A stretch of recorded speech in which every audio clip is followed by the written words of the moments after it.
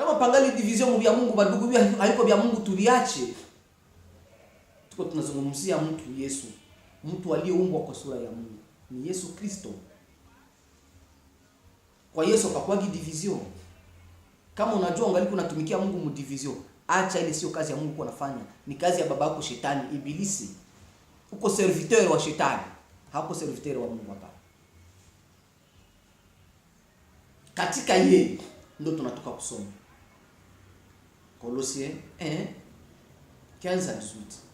Katika yeye misio ya Yesu ni kuja kufanya hivi vitu vyote vyenye kuachana hivi viko mbali mbali, aviunganishe.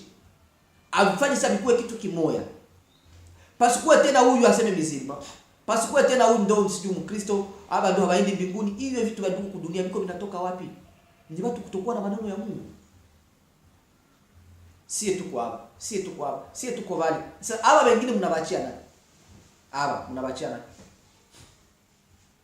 Rome sisi ndo hawa wengine mnabachia nani? Ndio Yesu alileta hapa kudunia. Kwa hiyo tujitahidi tufikie hii umoja. Ndio tutamuona Mungu. Bila umoja hakuna mtamuona Mungu. Na kitu kitakuwa umoja ni kanisa. Kanisa la Kristo ndio linatakiwa kuwa moja, hapana makanisa, kanisa. Muda unafika sasa ambao unapaswa kujua kwamba tunapaswa kuwa kimoja, ni kanisa, hapana tena makanisa. Ni jambo la huzuni sana ndugu yangu. Wakati wanaposema kwamba makanisa yanaendelea kujaa. Mpaka warozikisi wanatucheka, unajua hivyo. Wanawacheka sana. Hao watu wako wanasema aseme kwa na kanisa. Wao wanajua kanisa. Ni makanisa ndio iko dunia. Hakuna kanisa. Makanisa ndio imejaa kudunia, makanisa. Ndio maana uko unaona huyu yuko anakuambia 2 jours anaanza pamoja, 4e jour, 5e jour, et moi inane division. Huyu ni vyake, huyu ishakuwa ni hivi hiki. Huyu naye anasimamia yake jina kama huyu ni nani. Ashakuwa na majina mzuri sana ukimsikia. Mungu ni mwema. Sijui Yesu anakuja. Sijui majina tu kupendeza tu. Baadaye kwa wanamtafuta bure mkitabu. Bila kufikia umoja katika Kristo. Yesu misio yake hapa dunia alikuwa kutafuta watu wakuwe kimoja. Sasa ile kama hujaifikia ndugu yangu, wewe ni zero. Acha kudanganya watu neno la Mungu. Acha kupoteza watu juu ya faida zako binafsi. Ujaze kanisa, sijui ufanye vitu bakusikie jida tu lako ndio niende kupanda. Bakusikie kama uko spare bishop, sijui ba bishop, sijui ba nani, basa grace, vile vyote ni vyako vile.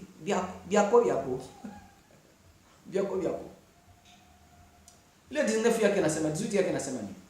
Naye ndiye kichwa cha mwili, yani cha kanisa, naye ni mwanzo, ni mzaliwa wa kwanza katika wafu, ili kwamba awe mtangulizi katika yote.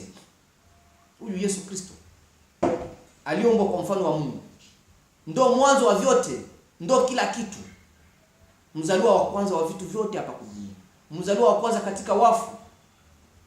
Mtu mwenye alikufa kafufuka wa kwanza ni Yesu Kristo. Ndio hapo nakutaka na wewe ufufuke. Naye ndiye kichwa cha mwili. Hii mwili manake kanisa. Yesu Kristo ndio kichwa cha mwili. Maana yake Yesu Kristo ndio kichwa cha kanisa.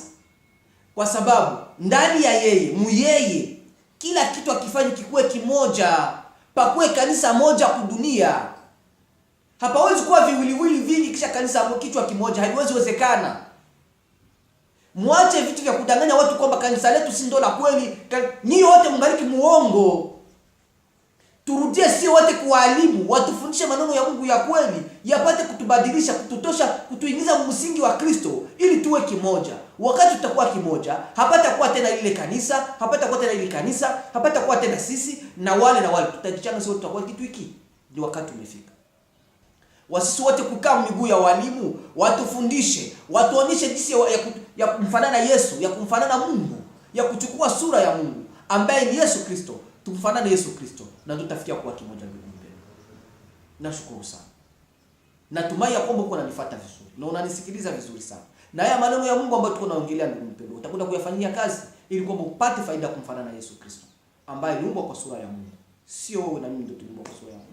Mtu aliumbwa kwa sura ya Mungu ni Yesu Kristo. mimi na wewe tutakwenda kusoma sasa vizuri tunamfanana nani, ambaye ni Adamu wa udongo, tunamfanana nani. Tafuatana tena katika kipindi chetu cha pili. 19 yake ilikuwa ilisema kwamba kwa kuwa katika yeye ilimpendeza utimilifu wote ukae. Katika Kristo ndio mko utimilifu. Sasa kichwa hakiwezi kuwa kiwiliwili kimoja kikakuwa hapa, kingine huku, kingine huku, kingine huku, kingine bandu. Inakuwa ni mabuto ya koti. Viwiliwili vyote. Kisha kichwa sasa kikalewa. Haviwezekani. Ndio si dunia leo imechanganya watu. Kila mtu anajundia kitu chake na kutaka kukifanya kiwe special. Kiwe quality. Anakuambia sisi mchungaji wetu sisi ndo anajua. Toka kule kuja huku. Inakuwa ni kampeni ya gani ile mko mnafanyia watu? Kampeni gani? Ni wewe, ni yule, sisi wote tujikute tuko Mungu. Tukikuwa mkimoja ndio tutafikia kufanana na Yesu Kristo, ndio tutafikia kufanana na Mungu, tutafikia kuumbwa katika sura ya Mungu. Pale mkitabu cha Yesu tulisema Mwanzo 1:26, tuumbe mtu kwa mfano wetu. Kwa mfano wa Mungu ndio akaumba mwanamke na mwanaume. Ndio manake kanisa na Kristo ndio watu walioumbwa kwa sura ya Mungu. Kanisa na hilo kanisa natakiwa liwe hili limoja. Kwa maana yeye Yesu ni kichwa cha kiwiliwili cha mwili.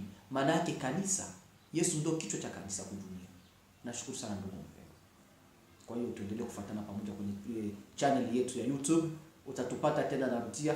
Ukienda pale ukiandika Omar Kashuku kwenye YouTube utaangalia mavideo za mingi ambazo tumekwisha kuzifundisha kuanzia Adamu wa udongo na kuchukua sura ya Adamu wa kiroho na kuchukua sura ya Adamu wa kimwili. Tuko tunaendelea kusaidiana katika maneno ya Mungu ya kweli. Na kwa nambari ya simu tulisema tena, mnaweza kutupata katika nambari kujumulisha 2778343434. Aidha kwa namba nyingine ya simu mnaweza kutupata tena kujumulisha, yani please 277100548871 plus 27 71 00 5 4 8 7 1 au plus 27 78 34 4 kumwisho. Hizo ndio namba zetu ambazo mnaweza mkatupata kama mnahitaji kutupigia kwa maelezo zaidi au kwa mafundisho zaidi. Tuwaunganishe na walimu ambao wanaweza wakakusaidia ili kwamba muendelee katika maneno ya Mungu ya kweli ya kiroho ambayo ataleta wokovu kwenu na kwetu pia. Tunawashukuru sana ndugu wapendwa. Tutaendelea tena kwenye kipindi chetu kifuatacho. Karibu sana na tujiunge nasi kwenye channel yetu. Aidha unaweza kaingia Centre Biblique de Formation CBFA. Mude mu YouTube utatupata tena katika ushirika pamoja wa maneno ya Mungu. Tunakutakia kila la heri. Asante.